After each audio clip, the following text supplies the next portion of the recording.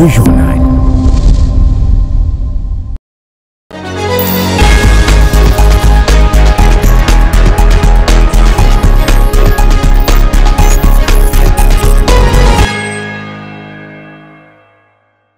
Nouveau journal sur la RT Éduc, merci d'être avec nous. Les titres. Après 3 jours d'intenses travaux, le président Félix Tshisekedi a clôturé le séminaire gouvernemental ce mardi. Le chef de l'État a exhorté les membres du gouvernement à appliquer une gouvernance efficace et efficiente orientée vers les résultats sous la coordination de Judith Suminwa, chef du gouvernement. Des bourses d'études seront octroyées aux filles du Kasaï dans les prochains jours. C'est le fruit du projet d'apprentissage et d'autonomisation des filles PAF. Ce mardi, l'équipe de communication du ministère de l'Éducation nationale a été outillée sur ce programme. Et puis, sécurité à Kinshasa, le gouverneur Daniel Bumba a donné des instructions fermes pour éradiquer le phénomène Kuluna, réduire sensiblement la criminalité et les embouteillages. C'était au cours de sa première réunion de conseil de sécurité de la ville.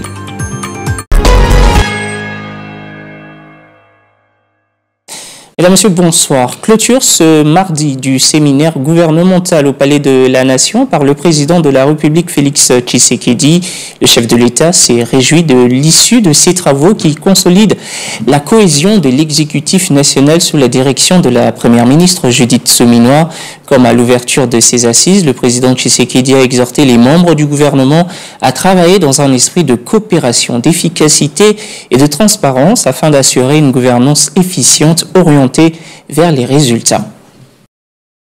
Nous vous l'annoncions depuis ce lundi dans nos éditions, sauf changement de dernière minute, la publication des résultats de l'examen d'État édition 2024 interviendra dès ce mercredi. L'annonce a été faite par l'inspecteur général de l'Éducation nationale, Jacques Odiamusungay, qui rassure que tout est prêt et appelle les finalistes à la quiétude. On l'écoute.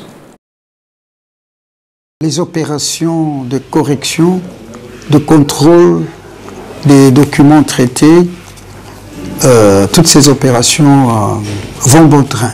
Le chronogramme sera respecté. On a annoncé la publication des résultats entre le 20 juillet et le 20 août prochain. Donc nous allons publier dans ce délai-là. Toutes les malles sont déjà à Kinshasa, même celles des coins ou des régions que vous évoquez, des zones difficiles, des zones à conflit armé ou conflit communautaire. Tout est déjà à Kinshasa. Au moment où je vous parle, les opérations de correction se déroulent très bien. Le jury se réunit le 24, le mercredi prochain. Et le même jour, on publie les résultats de la session 2024 de l'examen d'État. Pour raison de fiabilité, de crédibilité, il faut que tout le monde soit associé à cet exercice. Nous avons beaucoup de structures. Vous avez le cabinet du ministre parce que le président du jury, c'est la ministre d'État elle-même, l'inspecteur général avec tous les autres collaborateurs qui, dans le cadre des évaluations, mais également les directeurs chefs des services de l'administration centrale. Vous avez également les coordonnateurs des écoles conventionnées et le président du comité des parents. Tout le monde est appelé à cet exercice, n'est-ce pas, pour raison de transparence, de fiabilité et de crédibilité. Donc, le mercredi, je confirme, à moins que, et je crois, le ciel ne tombera pas le mercredi. Nous allons publier le mercredi. Scolarisation des filles en RDC. Les responsables du projet d'apprentissage et d'autonomisation des filles PAF ont tenu une séance de travail avec l'équipe de communication du ministère de l'Éducation nationale à Kinshasa. Objectif, présenter le programme de bourse d'études octroyé aux filles du Kasaï. Cadre choisi, la salle de réunion de la direction de gestion de communication du ministère. Le point avec Ras Michel Aeka et Trismi Sumbu.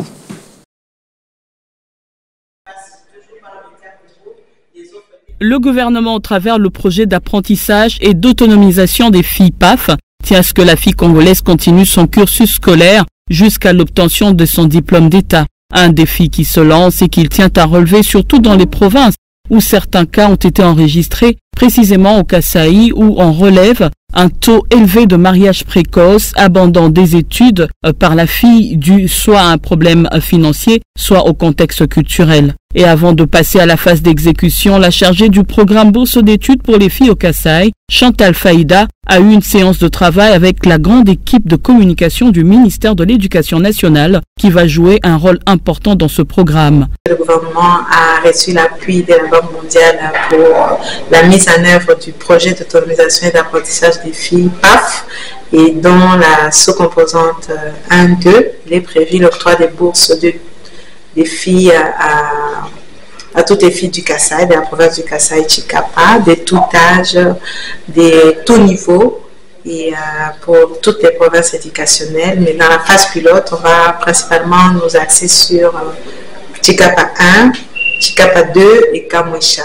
Donc, pour la phase pilote, 35 000 filles, les 362 écoles vont bénéficier de cette bourse. Et pour la phase de généralisation, 134 000 filles de 2008 écoles vont bénéficier de cette bourse pendant 4 ans. Le projet va s'étendre sur 4 ans et la bourse va se présenter en 2 temps. Il y a une partie qui sera reversée à l'école, tous les frais scolaires que la famille de la fille devrait verser à l'école seront pris en charge par le gouvernement, et aussi une subvention à la mère pour d'autres dépenses familiales qui vont permettre à la fille d'être régulière et assidue à l'école.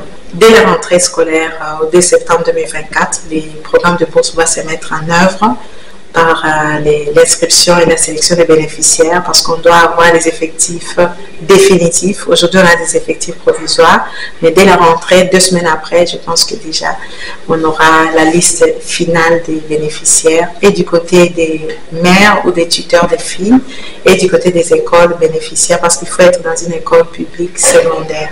Rappelons que l'objectif de développement du PAF est d'améliorer l'accès sûr et équitable, en particulier pour les filles, et les conditions d'enseignement et d'apprentissage dans les écoles secondaires des provinces sélectionnées. Dans l'actualité également, les lauréats de la 10e promotion de l'école normale d'Essène DNC Mbakana ont été honorés par les responsables de cette institution de formation continue des enseignants. Ces futurs professionnels de la Craie Blanche ont reçu leur brevet d'aptitude professionnelle en présence notamment du directeur provincial de Kin Plateau, Robert Kongi, témoin de l'événement Blanchard-Ngaï. Le lauréat de la 10e promotion de l'école d'INS Mbakana ont reçu leur brevet qui sanctionne la fin de la formation des enseignants. Ils ont été honorés par la présence notamment des autorités de la province éducationnelle Kin Plateau et des chefs coutumiers. Prenant la parole, Robert Kongi, directeur de la province de cette entité éducative, a félicité et a réitéré sa confiance à l'endroit de responsables de cette école et du jury pour la qualité du travail abattu. La qualité de l'enseignement repose aussi sur la qualité des enseignants. Et que maintenant, sans doute, nous avons au moins des problèmes avec les lauréats de cette édition. Donc, j'invite le parent de la communauté de Mbakana en particulier, puisque l'école est implantée en Mbakana, ils envoient leurs enfants. En outre, il a encouragé tous les lauréats pour les efforts consentis durant leur cursus.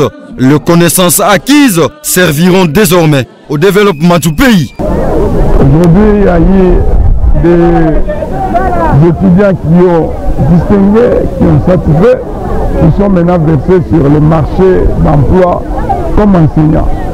Ils ont eu l'opportunité, avec la création de 10 écoles par le projet COICA UNICEF, dont ces écoles seront agréées et nous allons bénéficier de cette expertise de ces lauréats afin qu'ils soient des enseignants dans ces écoles-là. DNS Mbakana, c'est 10 ans d'expérience dans l'encadrement et la formation de la jeunesse congolaise et en particulier des enseignants. Cette école s'investit à offrir une éducation de qualité dans les meilleures conditions à ses apprenants. Et à l'issue de cette cérémonie, les étudiants de cette 10e promotion se disent prêts et outillés à se frotter aux réalités de la fonction enseignante. Ils réitèrent leur engagement à former l'élite congolaise et rehausser la qualité du système éducatif. Bon, la première chose que je veux dire, c'est que je crois ça a été très très clair que cette fille aujourd'hui, que nous célébrons ensemble avec le ministère de l'Enseignement, que ça date de très longtemps qu'on a construit cette collaboration. Et ça nous bénéficie ici dans la formation des enseignants et ça bénéficie aussi les écoles primaires locales et la communauté que l'école soit là. Je crois que notre école est un bon modèle et c'est aussi un bon modèle parce que nous avons une très bonne collaboration avec le ministère de l'Enseignement. Cette formation nous a transformés et je voulais dire à nos amis de respecter cette formation, de venir ici à la DNS, de venir apprendre plus de ce que nous avons appris ici. Je suis très reconnaissant de ce que la DNS a fait pour moi. Quand j'étais venue ici, j'avais fait la pédagogie, mais je ne savais pas vraiment comment retenir devant une salle de classe. Mais grâce à la DNS, je suis forte de faire ça. Ça date de très longtemps. Nous avons débuté en 2012 la première promotion avec comme mission de former les enseignants, même les agents de développement, pour contribuer à l'amélioration de la qualité de l'enseignement. Et aujourd'hui, nous venons de totaliser à peu près 12 ans et avons déjà formé 288 enseignants. Les autorités de l'EPST, de l'ancien PST ou le ministère de l'Éducation nationale et nouvelle qualité sont venus honorer le lauréat aujourd'hui de la 10e promotion qui est fini au nombre de 23. Je pense que c'est une solution pour rehausser le niveau des apprentissages dans nos écoles, surtout dans les milieux ruraux. On en vient à la clôture de la revue annuelle des performances à la sous-division de Maluku 4. Après évaluation, Obénit Manza, patron de cette zone éducative, et ses collaborateurs ont établi des axes d'amélioration pour une année scolaire 2024-2025 réussie. Il n'a duré que 3 jours, cette revue annuelle à la sous-division de Maluku 4. Sous-provède, inspecteur chef des poules, Dina Kopé, inspecteur itinérant, coordonnateurs des écoles conventionnées étaient tous venus pour prendre part à cette clôture avec objectif de penser non seulement à la construction des écoles, sa mécanisation, mais aussi au paiement de salaire des enseignants. Il était question aujourd'hui pour terminer les assises de la RAP annuelle de la sous-province éducation de Maluku 4. Donc nous avions commencé le 17 pour terminer le 19. Nous avions travaillé d'arrache-pied et nous venons de terminer. Nous sommes très satisfaits par rapport aux participants qui étaient actifs et nous avions trouvé des résolutions que la province va valider devant notre défense et au niveau national, je crois que ça sera le même. Une façon pour son collaborateur d'appuyer son idée, VTR. Cette revue annuelle des performances au niveau de la sous-division permet d'outiller les sous-provèdes afin de faire un rapport à la direction provinciale pour une prochaine année réussie. Partons à présent à la découverte de la province éducationnelle du Kwilu 1. Cette entité éducative a été créée depuis 2017. Aujourd'hui, elle est dirigée par le directeur provincial Michel Kadiata, qui ne ménage aucun effort pour le rayonnement de sa juridiction et par ricochet un enseignement de qualité et offrir un enseignement de qualité aux milliers d'élèves de cette région. Carte postale signée Blanchard Ngaï. Sur demande de l'ancien président Mobutu Sese Seko qui avait souhaité que toutes les provinces éducationnelles soient basées dans le chef-lieu de province, voilà pourquoi la province éducationnelle du Kwilu devrait quitter Kikwit pour Bandundouville, chef-lieu du Grand Bandundu à l'époque. En 1970, cette direction provinciale quitte la municipalité de Dissassi pour Bassoko sur l'avenue Wamba jusqu'à nos jours. En 2017, cette province sera scindée en 3 provinces dont Kwilu 1, Kwilu 2 et Kwilu 3. Kwilu 1 bâti en briques adobe depuis plusieurs années. Sa mise en place, cette bâtisse a vu son revêtement changé grâce à l'expertise du prophète Denis Eshanga en matériaux durables. Arrivé en fin mandat, il va suspendre ses travaux parachevés par son successeur, homme des initiatives innovantes, comme l'appellent ses collaborateurs, Michel Kadiata Niembo. C'était construit en briques d'aube, mais maintenant avec l'arrivée du prophète Shanga Denis, c'est depuis l'année passée qu'il a pensé à réhabiliter nos bâtiments. Mais merci encore à son prédécesseur qui a pensé à continuer l'œuvre. Vraiment, c'est une bonne chose. Nous les encourageons et nous leur disons merci. Il a eu à commencer la construction avec le brique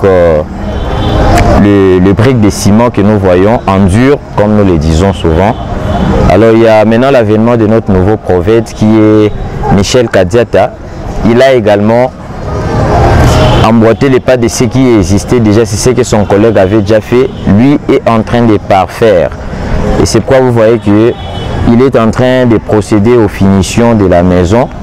Et nous l'encourageons pour cela et nous sommes fiers de lui. Le manager Michel Kadiata Niembo va aller à l'émergence en offrant aux cadres et agents de cette entité éducationnelle des bâtiments dignes de leur nom afin d'améliorer leurs conditions de travail pour répondre de mieux en mieux à leurs desiderata. Il s'est de rappeler ici que la province éducationnelle Kwilu 1, considérée comme province mère, ne gère que 6 sous-divisions et 2229 écoles.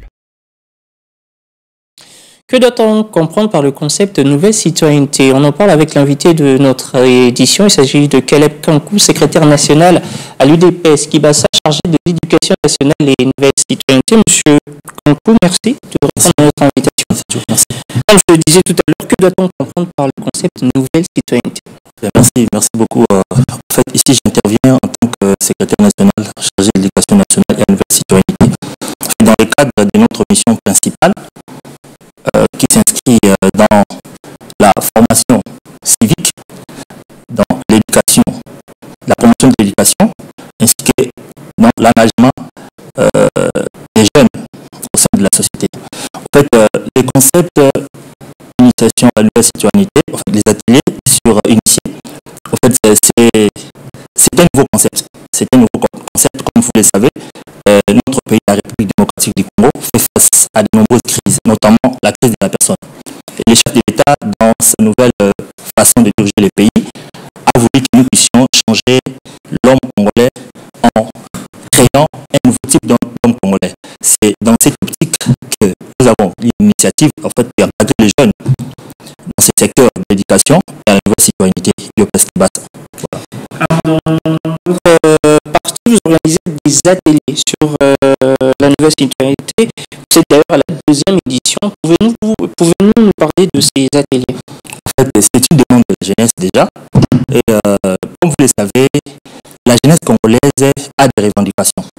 Et le gouvernement congolais a l'obligation d'apporter des solutions. Et parmi les solutions, encore en ce qui concerne des solutions, bien évidemment, le gouvernement congolais a initié des programmes, notamment le programme sur le renforcement du système éducatif et le financement, plutôt, j'allais dire, le financement des projets de jeunes, en fait. Voilà. Et donc, l'UDPS Kibassa a, n'est-ce pas, voulu accompagner la vision du chef de l'État dans ce domaine. Et ces formations, nous sommes en phase préparatoire avec d'autres structures concernées. Et donc, pour que nous puissions, n'est-ce pas, lancer ces ateliers en août prochain. Voilà.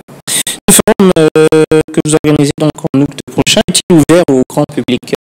Ces ateliers sont accessibles à tous les jeunes de la République démocratique du Congo. En fait, comme je viens de vous dire tantôt, c'est sur demande de la jeunesse. Parce que ces jeunes qui ont des ambitions, la jeunesse qui est l'avenir de demain doit être bien encadrée. Et donc, les politiques aussi doivent intervenir dans ce domaine pour pouvoir cadrer la jeunesse. Donc, la formation, elle est gratuite. Voilà. Donc, elle est gratuite, sans discrimination. Voilà. Quel est alors l'objectif visé par ces ateliers? Qu'est-ce les buts poursuivis? Déjà, le but poursuivi, c'est de permettre aux jeunes de prendre conscience de leurs responsabilités en cultivant la vertu du patriotisme en République démocratique du Congo. Et toujours dans cette optique, le deuxième objectif, qui est celui de renforcer les systèmes éducatifs en offrant des outils, je vais dire des ressources pédagogiques permettant, qui répondent certainement aux normes internationales en vue d'accompagner l'éducation nationale en République démocratique du Congo.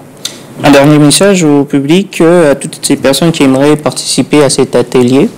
En fait, la porte est ouverte les portes sont ouvertes à tous les jeunes ambitieux et les jeunes qui prétendent diriger le pays de demain. Donc, l'avenir de la main entre nos mains.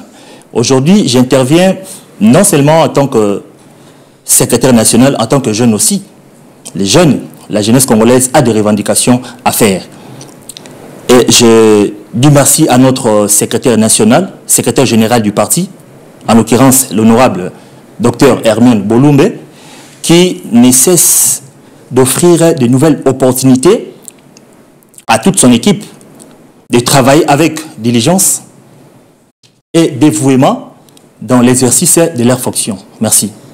Merci M. Caleb Kankou. Je rappelle que vous êtes secrétaire national à l'UDPS Kipassa, chargé de l'éducation nationale et nouvelle citoyenneté. Une fois de plus, merci d'avoir répondu à notre invitation. Merci. À Kinshasa, le gouverneur Daniel Mbumba est déjà à pied d'œuvre pour résoudre les problèmes des Kinois. L'autorité urbaine a donné des instructions fermes pour éradiquer le phénomène Kuluna, réduire sensiblement la criminalité et les embouteillages. C'était au cours de sa première réunion de conseil de sécurité de la ville. Retour sur les grandes lignes de cette rencontre avec Papi Moussey, ministre provincial en charge de l'intérieur, sécurité et justice, et Blaise Kilimba, commissaire provincial de la PNC. Aujourd'hui était d'abord une prise de contact entre son Excellence le gouverneur de la ville, M. Daniel Mbumba, et le Conseil de sécurité provincial de la ville. Il était question, bien entendu, de parler de la sécurité de la ville, avec cette recrudescence du taux de criminalité et du banditsme urbain qu'il y avait. Il était important que l'autorité nous donne ses orientations pour pouvoir résorber très rapidement ce problème. Aussi le problème des embouteillages, et d'autres qu'on a pu évoquer ensemble. Les actions prioritaires ont été données par l'autorité au niveau du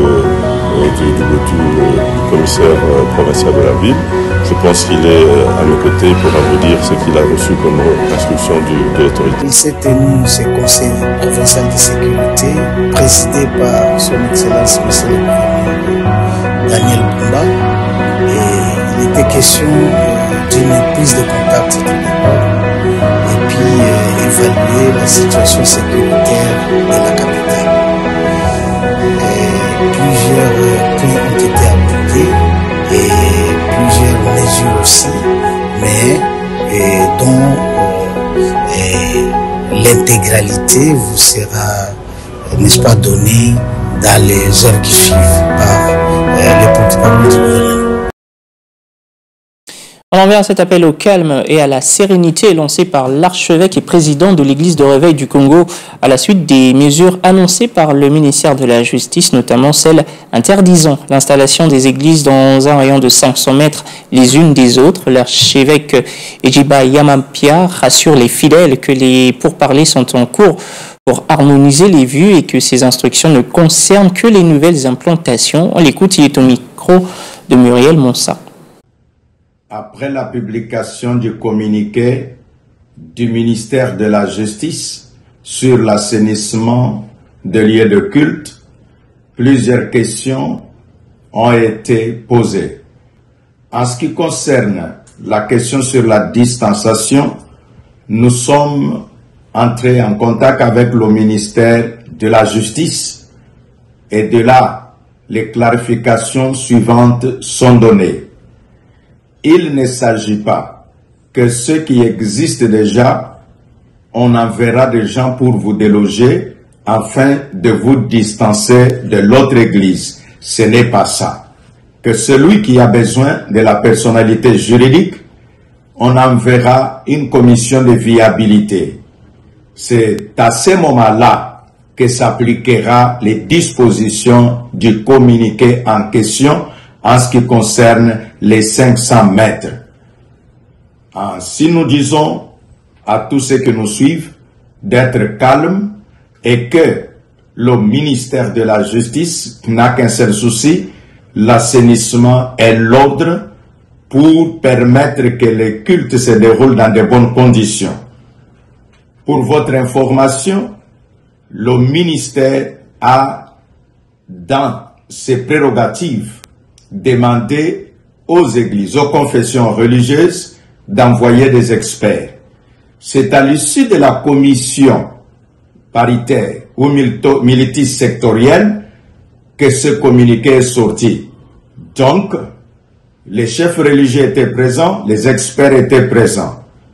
À ma qualité de représentant légal et archevêque président de l'Église du Réveil du Congo, et à ma qualité du président de la plateforme des confessions religieuses, j'en appelle au calme et je dis que tout est mis à contribution pour que les églises fonctionnent normalement. Fin de la première partie de ce journal. Reste avec nous pour la revue de presse dans un instant.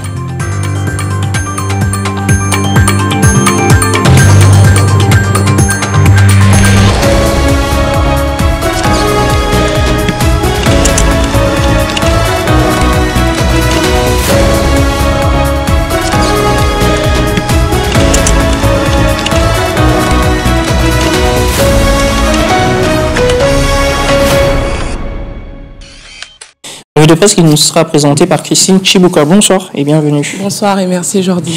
Commençons avec ce premier titre. Kinshasa, Daniel Bumba donne des instructions fermes pour l'éradication du phénomène Kuluna, des embouteillages et de la criminalité. En effet, Jordi, le gouverneur Daniel Bumba a présidé le tout premier conseil de sécurité de la ville-province de Kinshasa. Actualité.cd renseigne qu'au cours de cette rencontre, il était question de passer en revue la situation sécuritaire de la capitale congolaise à ce jour, a fait savoir le ministre de l'Intérieur, Sécurité et Justice de la ville de Kinshasa, Papi Mosei. C'est sur cette.cd rapporte que le commissaire provincial de la police nationale congolaise, Blaise Kilimbalimba, l'autorité urbaine, est déterminé à en finir avec le problème de l'insécurité dans la ville et à donner des instructions fermes pour que les problèmes de l'insécurité soient définitivement résolus et que les Kinois retrouvent leur quiétude. Et Ouragan.cd souligne pour sa part que Daniel Bumba se distingue déjà pour des mesures novatrices et rigoureuses sur les plans sécuritaires. Le nouveau gouverneur entend plaider auprès de l'exécutif national pour la création d'une unité spécialisée de la police. Autre titre, interdiction aux habitants de Fongorume de consommer des poissons de la rivière Kelangile. En effet, cette décision de bourgmestre de Fongorume a été prise à la suite du déversement de l'acide dans cette rivière par un camion-citerne qui a connu un accident dans cette entité. Ce camion partait de Lubumbashi vers Kolwezi. Radio-Capi.net renseigne que Gauthier Mwamba, du cadre de concertation de la société civile de Fongorume, a demandé à toute la population de respecter cette décision pour préserver les vies humaines. Selon lui, les habitants de cette cité et ses environs ne doivent pas manger les poissons ni aller les vendre à d'autres personnes qui ne savent pas qu'il y avait accident. C'est sur cette.cd renchérit que dans une note d'alerte rendue publique, Bertin, chose de la thématique gouvernance et sécurité du cadre de concertation de la société civile, s'est dit indigné d'apprendre cet incident répétitif dans le Grand Katanga. Il a appelé les autorités du pays à lutter contre le transport des acides par les véhicules et à privilégier la Société nationale de chemin de fer du Congo dans le but de sauver l'environnement qui est plus pollué par les entreprises minières dans cette entité du sud-est de la RDC. Merci pour ce complément d'information, Christian. Je vous en prie, Jordi. Ainsi s'achève donc cette session d'information, mesdames et messieurs. Merci de l'avoir suivi. Excellente suite de programme sur votre chaîne, la RT Éduc.